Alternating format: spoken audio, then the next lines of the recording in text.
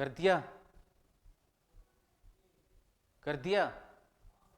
देखो प्यारे विद्यार्थियों, आजकल ये कुंभ का मेला बहुत चर्चा में है।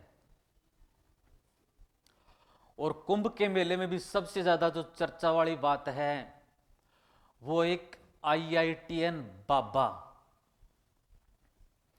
आईआईटीएन बाबा कैसे बाबा बना, कैसे क्या बातें हैं, हमारे समाज के ऊपर इसका क्या प्रभाव पड़ेगा, इन चीजों को लेकर चलना बहुत जरूरी है। शिक्षा के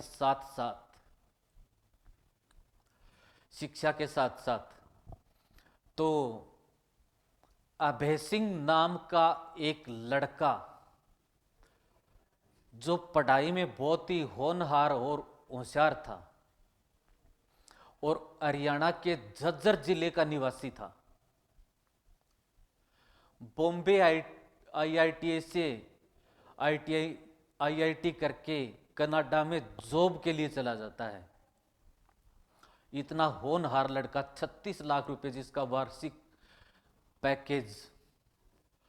फिर कोरोना काल में वहां पर लॉकडाउन लग गया तो वापस भारत आ जाता है। अब देखो मेरा आपको उद्देश्य ज्यादा ज्ञान देने का भी वो नहीं, लेकिन वर्तमान में क्या चल रहा है वो उसके ऊपर अपनी जैसा जितना आता है उसके ऊपर थोड़ी बहुत चर्चा करें। वो बाबा क्यों बना, ऐसी क्या मजबूरियां रही,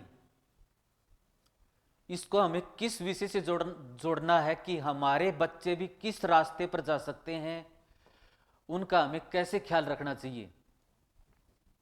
पता नहीं कितने चैनलों वाले, कितने यूट्यूबर इसका इंटरव्यू लेते हैं तो हम देखते हैं तो वो बताता है कि मेरे घर का माहौल अच्छा नहीं था, मेरे पिताजी मेरे को फोर्स करते थे, ऐसे बोलते थे, मेरी माताजी को हाथ पैरों से बांध करके पीटते थे, तो मैं उसके विरुद्ध कोई आवाज नहीं उठा सकता था, ये मेरी मजबूरी थी।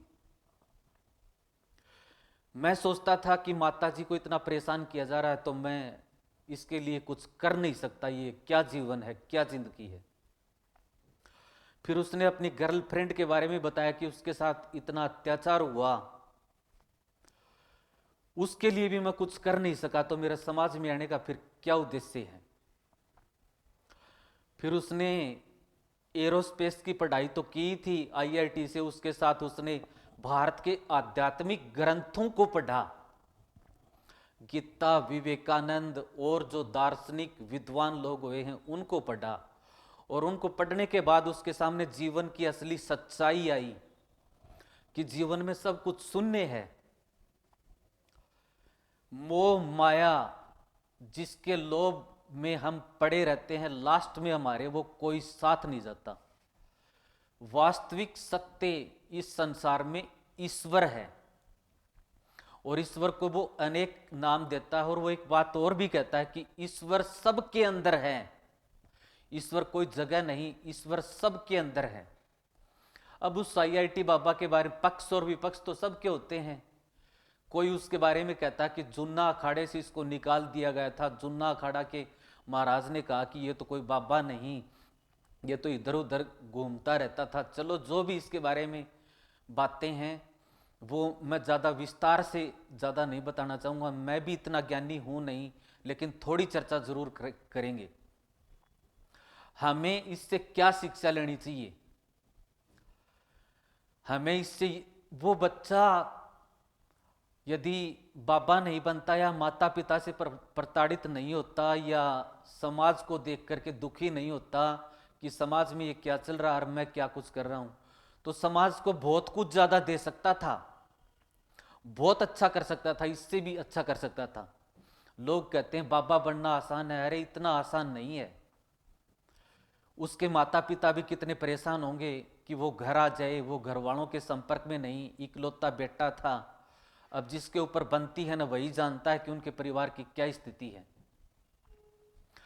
इस चीज से अपने को क्या शिक्षा लेनी चाहिए, अपने बच्चों को क्या रास्ते पर, कौन सा रास्ता चुनना चाहिए। तो इस चीज से मैं सार में बताऊंगा, यही शिक्षा लेनी चाहिए कि अपने बच्चों को परिवार में अच्छा माहौल देना चाहिए शिक्षा के साथ साथ।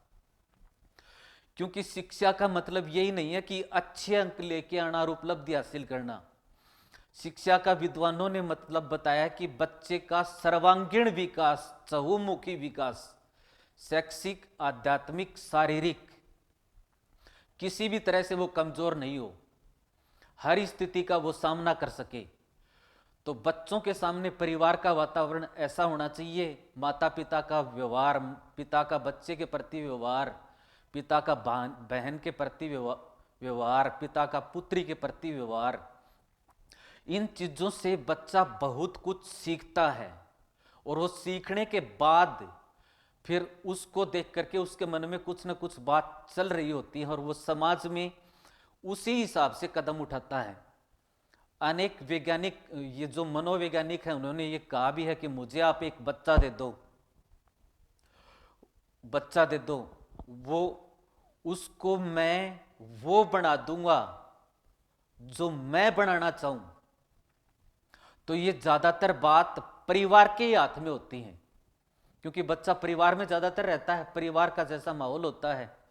तो मेरा कहने का यही संदेश है कि पढ़ाई के साथ साथ हमें बच्चों को घर में माहौल भी अच्छा देना चाहिए, ताकि हमारे बच्चे किसी गलत रास्ते पर न चलें, कोई गलत कदम न उठाएं। कर दो।